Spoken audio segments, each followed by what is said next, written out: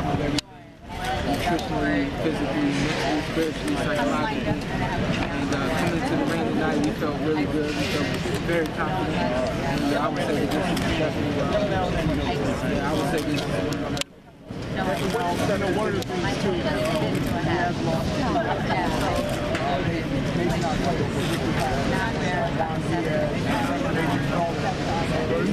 quite something about those fights.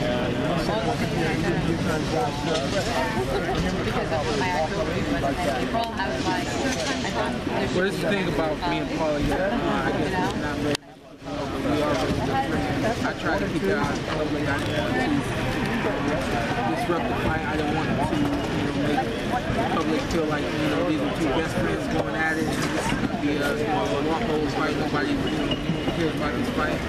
I wanted you guys to understand that I was coming here to do a job. But honestly, at the end of the day, Paulie's a really good friend of mine. Someone that I really admire in boxing, one of the better people that I've met in boxing. So with that being said, at the end of the fight, I did look for him after the fight. For him to say such words to me was very encouraging, very uplifting, just very positive. It really did help.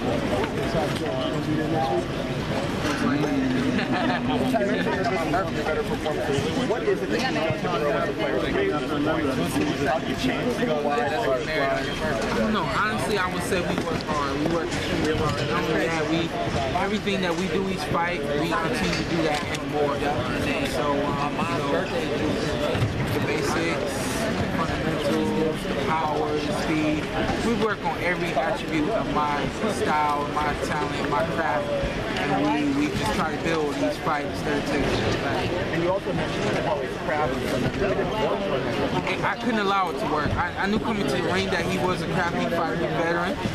But again, I couldn't allow that to happen. It's just not the Porter way. The Porter way is to come in, take control, and dominate the fight. So what did you do to make sure that he was crafty? Honestly, I was using my in and out motion, my rhythm, and I honestly thought that it seemed to give him problems.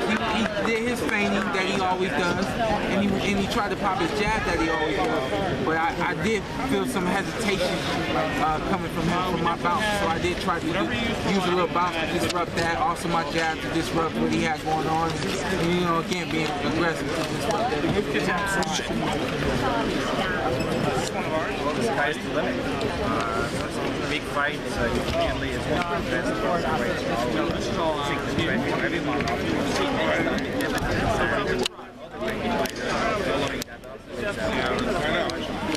So was this what happened on the lighting? It's the hottest weight class. It's the hottest weight class. To be such a threat, the hottest weight class.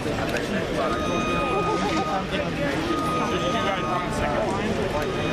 I ran one on. Discussed it with Al and with Team Porter, and why not?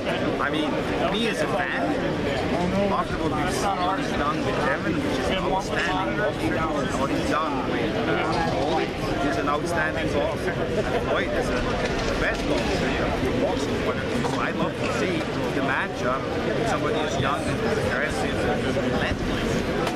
Sharp and relentless is the word, relentless. And he goes for it when he sees he has somebody in trouble. He just keeps going. I as a fan, love this. Kenny, can you tell us how proud you are of him, first of all, and then tell us something we don't know about him that we don't see just in his performance. He seems to really emerge, maturity-wise. Well, let me say this from a standpoint of growth. He's continued to improve everything he's doing. I told him when he first turned professional that I didn't care about his talent. I don't want you to fight on talent. I want you to just work hard. Listen and work hard. And so for quite a while, we've been dealing with him possibly in a lot of fights being too athletic and getting away from what I was trying to teach him or trying to get him to improve fight-specific technical aspects of the game. In this particular fight, he pretty much brought that, together from the Alexander fight to this one. But then he also was able to unleash the beast You know, that's why we had this shirt, Beast Mode. That's why we had this one made, because I wanted him to go back to that. This was a power punching guy in the amateur boxing, you know, and he was a #1 ranked guy, and he was knocking out a lot of guys with headgears all the time. But what we have to do is we have to do fight-specific training, and we have to carry that over to the professional fight in order to get those kind of knockouts in a pro fight, because you're going to have fighters that are prepared defensively with a defensive style to stop you from landing those punches and those shots. How different are you, fighter, than the one who fought Diaz the first time to now? Well, the thing that happened when he fought Diaz the first time, which he's never told nobody, he left the house for the first time. He left home. And he left home, and he wasn't living with him. And that wasn't a good thing for him to try to do as a professional boxer. It just wasn't good for him to try to go out on his own and live on his own, and he didn't, you know, have a plan. When he did it, he just kind of went out there.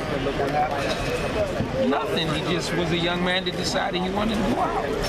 I would say, how long ago was that? Two years now? About like that, in December. yeah. I would say, for me, I would say just growth.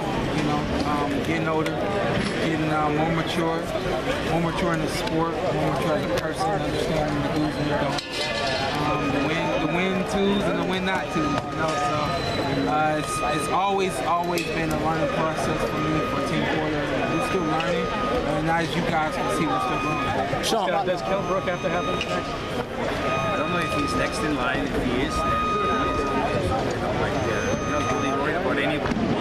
No, we're not worried about it, right? And to go back to that question and answer that, he immediately after that fight came back home, and he has been, doing everything that he's supposed to do outside of boxing as well, and it's worked for him. So with the success, he recognized, you know what, I can still have fun, I can still do things, but because I'm a professional boxer, because I'm a world champion, there's certain things and certain people that I can't be around. The friends weren't bad. They weren't doing drugs, alcohol, anything like that, but they're not living the life that you have to live to be a world champion. Sean, any issues going forward making 147? We saw the strip down yesterday. That was just, talk to me about that. No, we lost the weight the right way, and as we got on the scale, yesterday, we just, we didn't want to leave any doubt, any questions, so we got on the scale, stripped all the way down, and we were, 0.2 light, so everything's good to go. We're still moving forward with this IBF title. Were you working out in the last moments right before that weigh-in, though? Good question for both of you. You talked about, you told the guys in the Army that you count on me to come back to DC. You just fought in DC. You won the title here. How do you feel you were going to DC now? If you like to come back here and fight again in this type of business? I defended my first title, my title for the first time here. I didn't win it here, but I will say this is my first time here in a long time. I enjoyed every bit of this. It was a lot of fun. Hopefully the seats will be more filled up next time I come out here. Salisbury, Maryland was the closest. I think what we've done in Washington, building crowds, definitely is going to come back. I don't know if it's going to be with Sean. I think Sean Barclays Center in Las Vegas. It's showtime, and I want to take showtime to Las Vegas. That's sort of like my dream, but we haven't really talked about it, and I always like to have these conversations with the athletes so that, where they want to be. Like Danny Garcia kept telling me he wants to go to Puerto Rico, I told him to Puerto Rico. This is not like me saying we go here or we do that. It's an Where you want to? I'll piggyback what you said. We live in Las Vegas now. We've been out there a little bit more than a year. That's where we hold our camps. That's where we have home, and that's where we want to be. At the end of the day, everybody wants to be there. I'm there now. I just haven't fought there that much. So, we're ready for Las Vegas. What was it like interacting in terms of the fans? I had a good fan base. A lot of friends and family back home that came out and supported me. And a lot of them are here tonight. So, I still have a lot of support back home, and they'll probably know wherever I go. These kind of performances, you can see the fans and the crowd. Sean, how beneficial was sparring guys like Demetrius Andrade and Ismail Salak? I mean, Man, it gets me ready for what I have to do. My dad is a genius, and I say that publicly now. He always knows what to do.